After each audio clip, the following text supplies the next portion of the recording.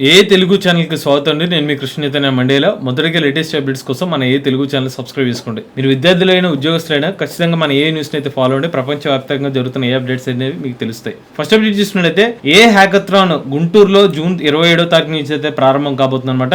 ఈ హ్యాకథాన్ వచ్చేసి ఆర్వీఆర్ మరియు జేసీ కాలేజ్ ఆఫ్ ఇంజనీరింగ్ లో అయితే జరగబోతుంది. ఎంట్రీ ఫీజ్ ఫ్రీ అనమాట. ఎవరైనా సరే హ్యాకథాన్ చూడడానికి అయితే వెళ్ళొచ్చు. ఈ హ్యాకథాన్ ని చీఫ్ మినిస్టర్ నారా చంద్రబాబు నాయుడు గారు అయితే ఇనాగ్రేట్ చేయబోతున్నారు. సో మరి ఈ హ్యాకథాన్ యొక్క మెయిన్ ఆబ్జెక్టివ్ ఏంటంటే ఆర్టిఫిషియల్ ఇంటెలిజెన్స్ సంబంధించిన సొల్యూషన్స్ పబ్లిక్ సర్వీసెస్ లో ఎలా యూజ్ చేయొచ్చు అనే పాయింట్ ఆఫ్ వ్యూలో ఈ పర్టికులర్ హ్యాకథాన్ అయితే తీసుకురాబోతున్నారు. ఇందులో స్టార్ట్అప్స్ కానివ్వండి, లేకపోతే కాలేజెస్ రిలేటెడ్ నుంచి కూడా స్టూడెంట్స్ కూడా పార్టిసిపేట్ చేయని చెప్తున్నారు. ఎవరైతే టాప్ పర్ఫార్మ్ చేస్తారో వాళ్ళ ప్రాజెక్ట్స్ బాగుంటే గనక క్యాష్ ప్రైజ్ వచ్చి 10 లక్షల రూపాయల వరకు కూడా గెలుచుకునే అవకాశం అయితే ఉంటుంది. నెక్స్ట్ అయితే ఏపీ ప్రభుత్వం ఎన్విడియా కంపెనీ వాళ్ళతో ఒక అగ్రిమెంట్ అయితే సైన్ చేసుకోవడం జరిగింది అనమాట. ఎందుకంటే ఆర్టిఫిషియల్ ఇంటెలిజెన్స్ యూనివర్సిటీని ఆంధ్రప్రదేశ్ లో ఏర్పాటు చేయబోతున్నారు అనమాట. ఇప్పుడు ప్రజెంట్ ఉన్న టెక్నాలజీని చూసుకున్నట్లయితే భవిష్యత్తు అంతా కూడా ఏ టెక్నాలజీ కాబట్టి దాన్ని దృష్టిలో పెట్టుకుని ఏ రంగంలో మేజర్ గా జీపీఎస్ ని తయారు చేస్తున్న కంపెనీ ఏమైనా ఉందంటే ఎన్విడియా కంపెనీ. అలాంటి ఎన్విడియా కంపెనీ వాళ్ళ జీపీఎస్ తయారు చేసే కంపెనీ వాళ్ళతో ఇప్పుడు ఏపీ ప్రభుత్వం అయితే టైప్ అవ్వడం జరిగింది. సో ఈ పార్ట్ ఆఫ్ అగ్రిమెంట్ ఏదైతే ఉందో ఏపీ ప్రభుత్వం ప్లస్ ఎన్విడియా కంపెనీ వాళ్ళు కలిసి రాబోయే 2 సంవత్సరాల్లో 10,000 ఇంజనీరింగ్ స్టూడెంట్స్ కి ఆర్టిఫిషియల్ ఇంటెలిజెన్స్ సంబంధించిన నాలెడ్జ్ ని ట్రాన్స్ఫర్ చేయాలనే ఉద్దేశంతో ఈ అగ్రిమెంట్ చేసుకున్నట్టు తెలిసింది. ఒక మంచి మూవ్ అని చెప్పుకోవచ్చు. ముఖ్యంగా ఏపీలోని ఇంజనీరింగ్ విద్యార్థులకి నిజంగా కావాల్సిన స్కిల్ ఇది అనమాట. ఆర్టిఫిషియల్ ఇంటెలిజెన్స్ టెక్నాలజీ కేవలం ఏఐ సంబంధించిన నాలెడ్జ్ ట్రాన్స్ఫర్ చేయడం కాకుండా రీసెర్చ్ మరియు డెవలప్మెంట్ క్యాపబిలిటీస్ కూడా ఏర్పాటు చేయబోతున్నారు. ఏ రీసెర్చ్ సెంటర్స్ అయితే ఏర్పాటు చేస్తారు అనమాట. నెక్స్ట్ అనేది ఇండియా ఏఐ మిషన్ లో భాగంగా భారతదేశ ప్రభుత్వం ఓపెన్ ఏఐ కంపెనీలతో టైప్ అవడం జరిగింది. ఓపెన్ ఏఐ అకాడమీని ఓపెన్ ఏఐ కంపెనీలు భారతదేశంలో అయితే లాంచ్ చేయబోతున్నారు అనమాట. ఈ ఇనిషియేటివ్ ఏదైతే ఉందో భారతదేశ ఇండియా ఏఐ మిషన్ లో భాగంగా తీసుకున్న నిర్ణయం అనమాట. మరి ఓపెన్ ఏఐ కంపెనీలు ఏం చేస్తారంటే $1,00,000 విలువ గల ఏపీఐ క్రెడిట్స్ ని 50 స్టార్ట్అప్స్ కంపెనీ వాళ్ళకి అయితే ఆఫర్ చేయబోతున్నారు ఓపెన్ ఏఐ కంపెనీ వాళ్ళు. అలానే హ్యాకథాన్స్ కూడా నిర్వహించబోతున్నారు అనమాట. ముఖ్యంగా ఒక 25,000 మంది విద్యార్థులకి రీచ్ అయ్యే విధంగా ఈ హ్యాకథాన్ అయితే నిర్వహిస్తారు. ఎవరైతే ఓపెన్ ఏఐ కంపెనీ వాళ్ళు నిర్వహించిన హ్యాకథాన్ లో పాల్గొంటారో గెలిచిన వాళ్ళని ఓపెన్ ఏఐ ఇంటర్నేషనల్ డే కి ఆహ్వానించబోతున్నారు అనమాట. ఈ కార్యక్రమంలో ఓపెన్ ఏఐ రిప్రజెంటేటివ్స్ తో పాటుగా యూనియన్ మినిస్టర్ అశ్విని వైష్ణవ్ గారు అయితే పాల్గొనడం జరిగింది. ముఖ్యంగా ఆర్టిఫిషియల్ ఇంటెలిజెన్స్ డొమైన్ స్టార్ట్అప్స్ కానివ్వండి, ఎంటర్‌ప్రెన్యూర్స్ ని కానీ వాళ్ళకి ముందుకు తీసుకెళ్లే విధంగా ఈ పర్టికులర్ ఇండియా మిషన్ అయితే ఈ నిర్ణయం తీసుకున్నట్టు తెలుస్తుంది. నెక్స్ట్ చూసినట్లయితే ఎవరైతే ఇల్లీగల్ గా కావేరీ వాటర్ ని మరియు అండర్ గ్రౌండ్ డ్రైనేజ్ సిస్టమ్ ని యూజ్ చేసుకుంటున్నారో ఆ కనెక్షన్స్ ని డిటెక్ట్ చేయడం కోసం Bengaluru water supply and sewage board BWSSB వాళ్ళు ఆర్టిఫిషియల్ ఇంటెలిజెన్స్ టూల్స్ ని ఉపయోగించి ఇల్లీగల్ కనెక్షన్స్ ఉన్న వాళ్ళు డిటెక్ట్ చేయడం కోసం సిద్ధమవుతున్నారు అనమాట. మరి దీన్ని వీళ్ళు ఎలా డిటెక్ట్ చేస్తారంటే ఎవరికైతే వ్యాలిడ్ ఖాతా ఉండి పవర్ కనెక్షన్ ఉండి కానీ వాటర్ కనెక్షన్ లేదు వాళ్ళని ముందుగా సస్పెక్ట్ చేసి BWSSB వాళ్ళు వాళ్ళ మీద యాక్షన్ తీసుకోబోతున్నారు. ఎందుకంటే ఎవరైతే పవర్ సప్లై ఉండి లేకపోతే హౌస్ సంబంధించిన ప్రాపర్టీ తీసుకున్న వాళ్ళు వాటర్ సప్లై తీసుకుంటారు కాబట్టి వాళ్ళు తీసుకోకుండా అక్కడ వాటర్ వాడుతుంటే వాళ్ళు ఇల్లీగల్ గా వాడే అవకాశం ఉంటుంది. కాబట్టి దీన్ని ఏ టెక్నాలజీని యూజ్ చేసి డిటెక్ట్ చేయబోతున్నారు అనమాట.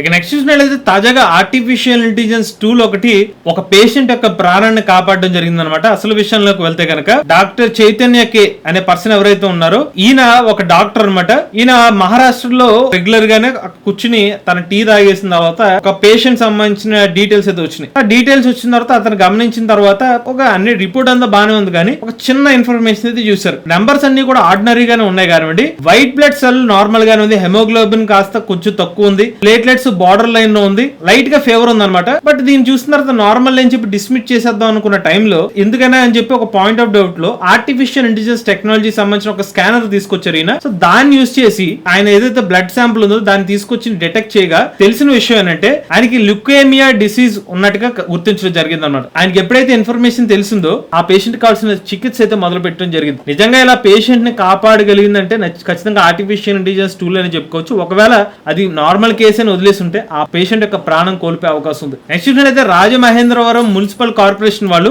ఆర్టిఫిషియల్ ఇంటెలిజెన్స్ టెక్నాలజీని ఉపయోగించి వర్క్ ని మరియు ఎఫిషియన్సీని పెంచుకుంటున్నారు అనమాట. అసలు విషయం ఏంటంటే ఏపీ ముఖ్యమంత్రి నారా చంద్రబాబు నాయుడు గారి ఆదేశాల మేరకు రాజమహేంద్రవరం మున్సిపల్ కార్పొరేషన్ RMC వాళ్ళు ఏ టెక్నాలజీని అయితే ఉపయోగిస్తున్నారు అనమాట. ఎప్పుడైతే AI ని వాళ్ళ డిపార్ట్మెంట్స్ లో యూజ్ చేసిన తర్వాత టైం ని సేవ్ చేసుకోవడం, వర్క్ సంబంధించిన కాస్ట్ ని తగ్గించుకోవడం, క్వాలిటీ కంట్రోల్ ని మరింత ఎఫిషియెంట్ గా చేయడం, సర్వీస్ ని వర్క్ ని ఫాస్ట్ అప్ చేయడం జరుగుతుంది అన్నట్టుగా వాళ్ళు చెప్తున్నారన్నమాట. దీనికోసం RMC వాళ్ళు 2 డ్రోన్స్ అయితే తీసుకున్నారు. దాన్ని ఆపరేటింగ్ చేయడం అన్ని నేర్చుకోవడం జరిగింది. అలానే AI టెక్నాలజీని ఇంటిగ్రేట్ చేసి డ్రోన్ ఉపయోగంతో పాట్ హోల్స్ ఎక్కడ ఉన్నాయో డిటెక్ట్ చేయడం జరిగింది. అలా పాట్ హోల్స్ ని డిటెక్ట్ చేసి దానికి సంబంధించిన ప్యాచ్ వర్క్ ని పూర్తి చేయడం జరిగింది. ఒకవేళ ఈ పని మ్యాన్ పవర్ ని యూస్ చేసి చేయాలంటే కనుక టైం ఎక్కువ పడుతుంది, డబ్బులు కూడా ఎక్కువ అవుతాయి. బట్ AI ద్వారా ఎఫిషియెంట్ గా పూర్తి చేయగలిగారు అనమాట. ఇక నెక్స్ట్ చూసినట్లయితే మెటా కంపెనీ వాళ్ళు తాజాగా ఒక $10 బిలియన్ స్కేల్ AI అనే ఒక కంపెనీ వాళ్ళతో ఇన్వెస్ట్ చేయడానికి సిద్ధమవుతున్నట్టు తెలుస్తుంది అనమాట. సో ముఖ్యంగా మరి ఇన్వెస్ట్మెంట్ ఎందుకు చేస్తున్నారంటే AI ఇన్ఫ్రాస్ట్రక్చర్ ని మెరుగుపరచడం కోసం ఈ ఇన్వెస్ట్మెంట్ చేసినట్టు తెలుస్తుంది. ఉదాహరణకి మైక్రోసాఫ్ట్ కానీ, అమెజాన్ కానీ, గూగుల్ వంటి సంస్థలు ఇప్పటికీ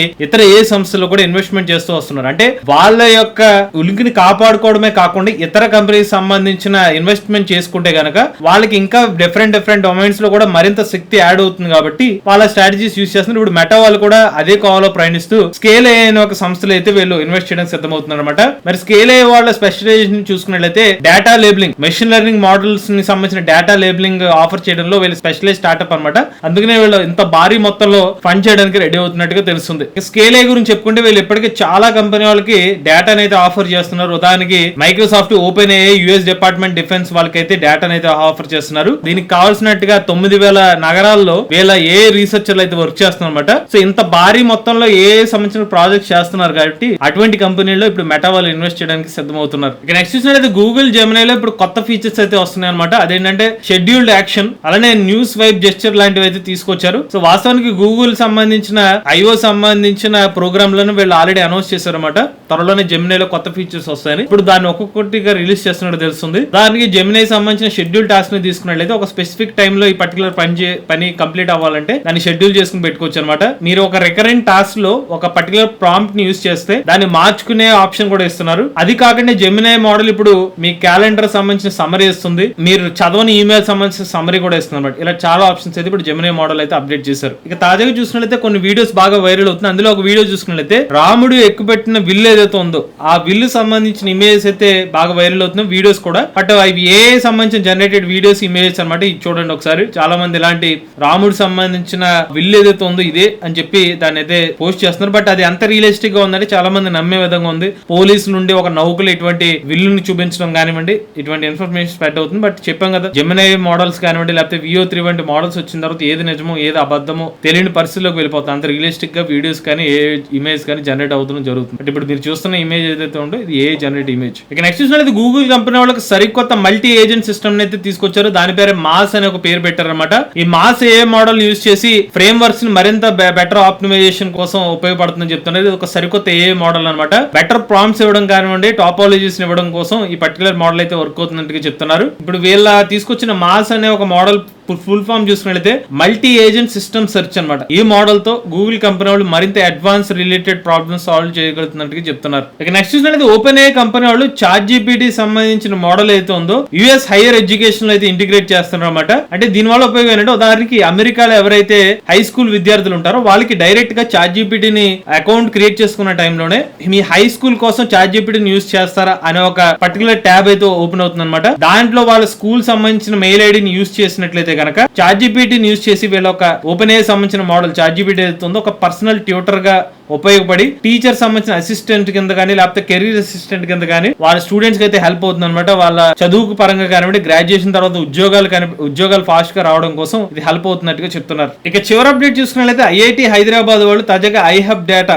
ఒక సరికొత్త ప్రోగ్రామ్ అయితే ఇనిషియేట్ చేశారన్నమాట.